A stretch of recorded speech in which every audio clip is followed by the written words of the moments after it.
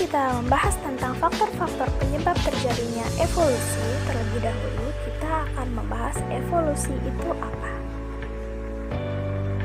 Evolusi berarti perubahan pada sifat-sifat terwariskan suatu populasi organisme dari suatu generasi ke generasi berikutnya.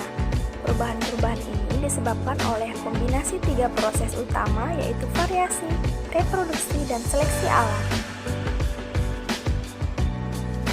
Evolusi bisa digambarkan seperti berikut.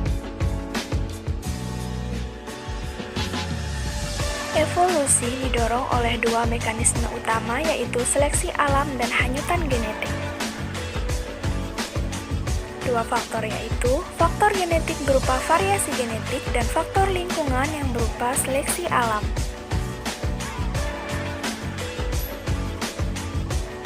Variasi genetik. Variasi genetik menyebutkan bahwa dua individu dalam satu spesies tidak benar-benar sama karena adanya variasi genetik. Variasi genetik berguna untuk adaptasi di lingkungan. Variasi genetik diduga terjadi karena adanya mutasi, reproduksi seksual, migrasi, dan ukuran populasi yang kecil.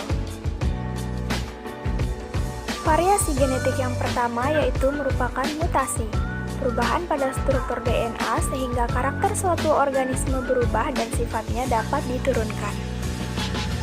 Yang kedua yaitu reproduksi seksual. Salah satu faktor yang menghasilkan variasi genetik akibat adanya rekombinasi gen dari kedua induk. Kemudian migrasi. Turut mendorong evolusi dari faktor genetik karena adanya pergerakan alel dalam populasi melalui perkawinan antara anggota populasi. Fenomena ini disebut juga sebagai aliran gen. Dan yang terakhir, pada variasi genetik merupakan ukuran populasi turut mempengaruhi mekanisme yang bekerja dalam pembentukan variasi genetik pada populasi. Yang kedua yaitu lingkungan atau seleksi alam. Faktor lingkungan atau seleksi alam dapat menghasilkan evolusi adaptif. Lingkungan eksternal suatu organisme dapat menentukan seleksi dan arah evolusi. Dengan kata lain, seleksi alam berperan sebagai agen penyeleksi suatu populasi.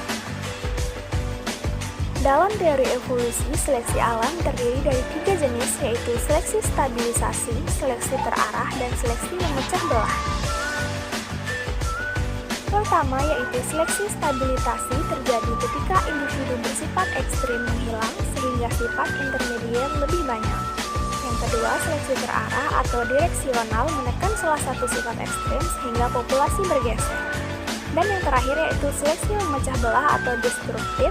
Seleksi ini menekan sifat intermediat sehingga organisme yang memiliki sifat ekstrim lebih banyak.